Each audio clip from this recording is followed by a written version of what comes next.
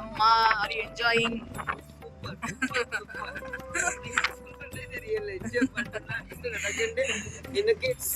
Solo trip மாதிரி enjoy பண்ணிட்டு இருக்கோம். பாம்பன்பாலம், ராமேஸ்வரம்.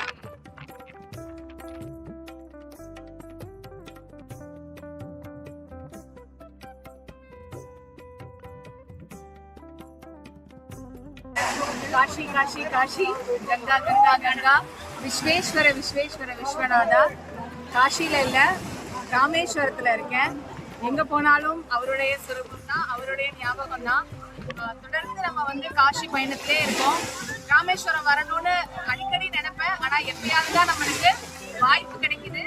இன்னைக்கு அம்மாவுடைய துணையோட இன்னைக்கு நான் அவங்களுக்கு தானே, அவங்களுக்கு நான் 2 பேரும் மாற்றி மாற்றி வந்தோம். ஆமா, வந்து இன்னைக்கு ராமேஸ்வரத்துல இந்த அக்னி தீர்த்தத்துல புரோக்ஷனம் பண்ணியிருக்கோம்.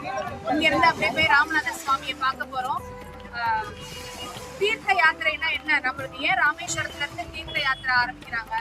தென்னாடையும் வடநாடையும் இணைக்கிறதோட ஒரு சாராம்சம் தான் இந்த தீர்த்த யாத்திரை.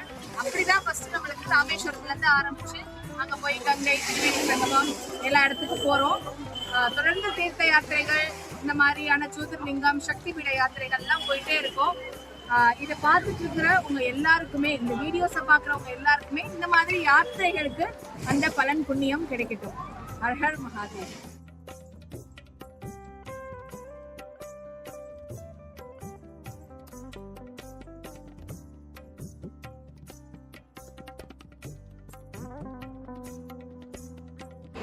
ஜெய் ஸ்ரீராம், ஹர ஹர் மகாதேவ்.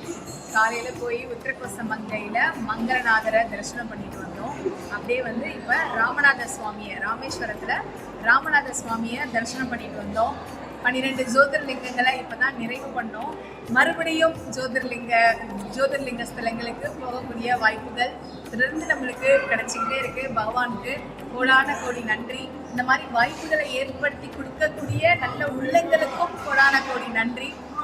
எத்தனை தடவை வந்து இந்த மாதிரி ஸ்தலங்களுக்கு ஏறி இறங்கினாலும் சலிக்கவே சலிக்காது. ஆனால் என்ன, எங்கே போய் எந்த சிவனை பார்த்தாலும் எனக்கு என் விஸ்வநாதராக தான் தெரிகிறாரு.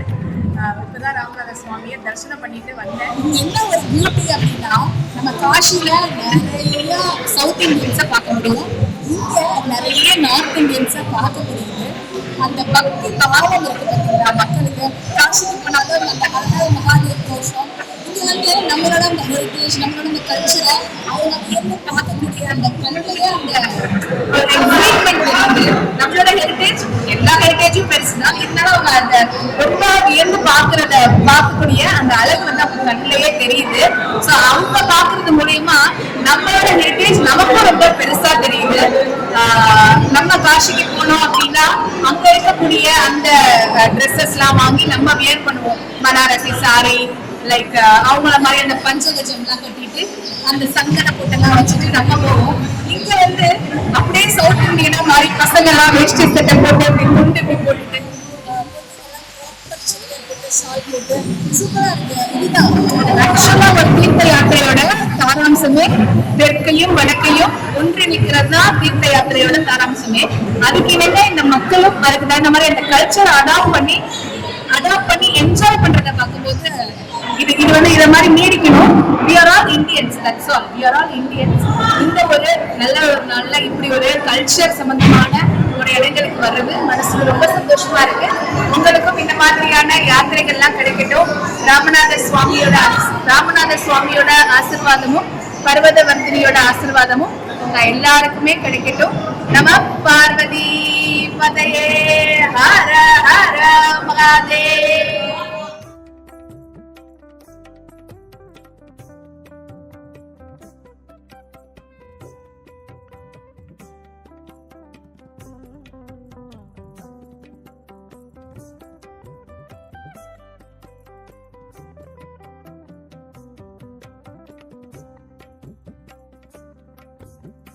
வேல் முருகனுக்கு அரோகரா.